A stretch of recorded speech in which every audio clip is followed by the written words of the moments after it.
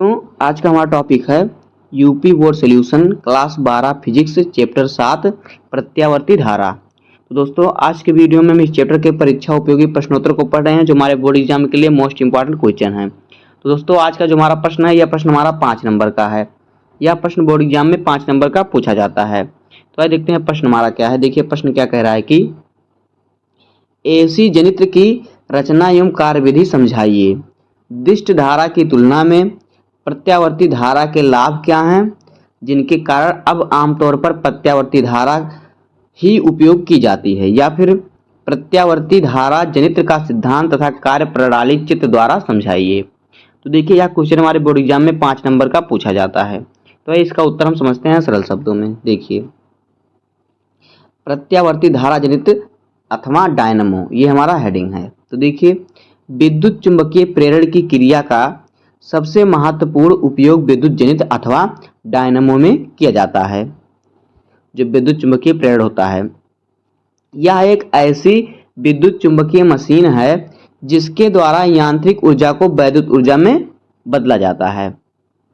यांत्रिक ऊर्जा को जो होता है किसमें, वैद्युत ऊर्जा में बदला जाता है, यानी यंत्र से ऊर्जा बनाई जाती है, जैसे कि जनरेटर से बिजली बनाई जाती है।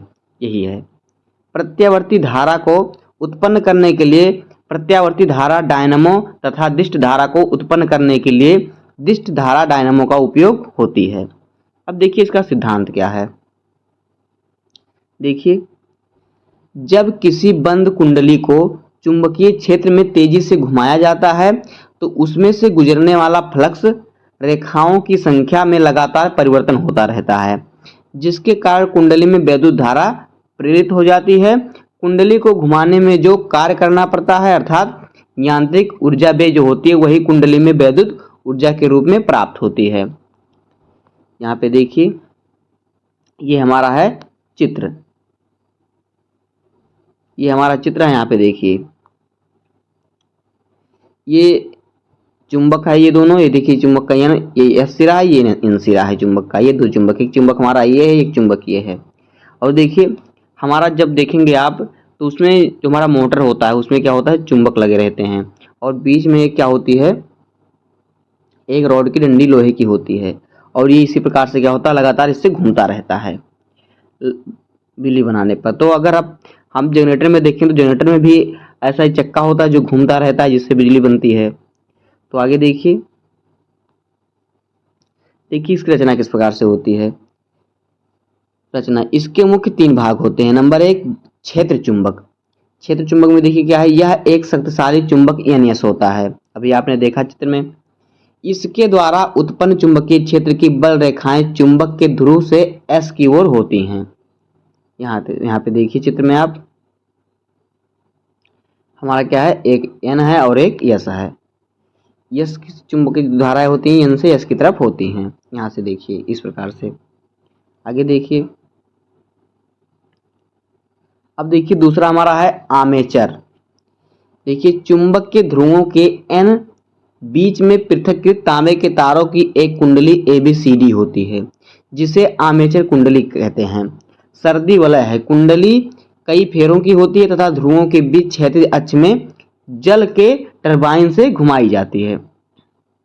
यहाँ पे देखिए चित्र में एक कुंडली है जिसे क्या कहते हैं, सर्वी वलय। यहाँ पे देखिए हमारा कुंडली है, इसे घुमाया जाता है।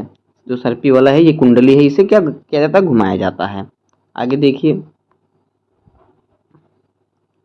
इसे क्या, जल के टरबाइन से इसे क्या करते हैं, घुमाते हैं। तीसरा देखिए सप वलय तथा ब्रश। कुंडली के सिरों का संबंध अलग अलग 2 तांबे के छल्लों से होता है जो आपस में एक दूसरे को स्पर्श नहीं करते और कुंडली के साथ उसी अक्ष पर घूमते हैं। इन्हें सप वलय कहते हैं। इन छल्लों को 2 कार्बन ब्रुश तथा क्या करती है, 2 कार्बन ब्रुशों से इसे स्पर्श करती हैं। ये ब्रुश स्थिर रहते हैं तथा छल्ले इन ब्रुशों के नीचे फिसलते हुए घूमते हैं। इन ब्रुशों का संबंध उस बाह्य परिपथ से कर देते हैं जिससे विद्युत धारा भेजनी होती है। अब देखिए इसकी क्रिया। देखिए जब आर्मेचर कुंडली ABCD घूमती है, अभी आपने चित्र में देखा कुंडली किस प्रकार से बनी। जब ये कुंडली घूमती है तो कुंडली में से होकर जाने वाली फ्लक्स रेखाओं की संख्या में परिवर्तन होता है। अतः कुंडली में धारा प्रेरित हो जाती है। मान लो कुंडली दक्षिणावर्त आवर्त में घूम रही है, दक्षिणावर्त आवर्त में यानी एन से एस की तरफ दिशा में घूम रही है, तब किसी क्षण क्षैतिज अवस्था में क्या होता है, इस क्षण कुंडली में ए बी भुजा ए बी ऊपर उठ जाती है तो भुजा सी डी नीचे आ रही है। फ्लेमिंग के दाएं हाथ के नियमानुसार इन भुजाओं में प्रेरित धारा की दिशा वही होगी जो चित्र में दिखाई गई है। अतः ब्रुश यक्स से बाहर जा रही है जो धारा है, तथा ब्रुश वाई पर वापस आ रही है। जैसे ही कुंडली अपनी ऊर्ध्वाधर स्थिति से गुजरेगी, भुजा ए बी नीचे की ओर आने लगेगी तथा सी डी ऊपर की ओर जाने लगेगी। अतः अब धारा ब्रुश वाई से बाहर जाएगी तथा ब्रुश यक्स पर वापस आएगी। इस प्रकार आधे चक्कर के बाद बाह्य परिपथ में धारा की दिशा बदल जाएगी, अतः परिपथ में प्रत्यावर्ती धारा उत्पन्न होगी। आगे देखिए, प्रत्यावर्ती धारा की दिष्ट धारा की तुलना में उपयोगिता। आजकल घरेलू व औद्योगिक कार्यों में प्रत्यावर्ती धारा का उपयोग क्या होता है, इसी का ही उपयोग होता है, क्योंकि दिष्ट धारा की तुलना में इनमें अधिक लाभ है।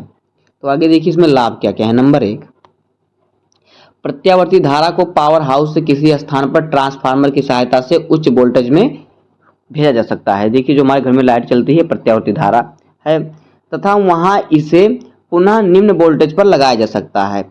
इस प्रकार भेजने में लागत जो होता है कम आती है, उसमें जो खर्चा होता है कम लगता है, तथा ऊर्जा ह्रास भी बहुत कम होती है, घट जाता है। ट्रांसफार्मर का उपयोग दिष्ट धारा के लिए नहीं किया जाता, अतः दिष्ट धारा को एक स्थान से दूसरे स्थान पर भेजने में ऊर्जा का क्या होता है, ह्रास भी होता है तथा लागत भी अधिक होती है।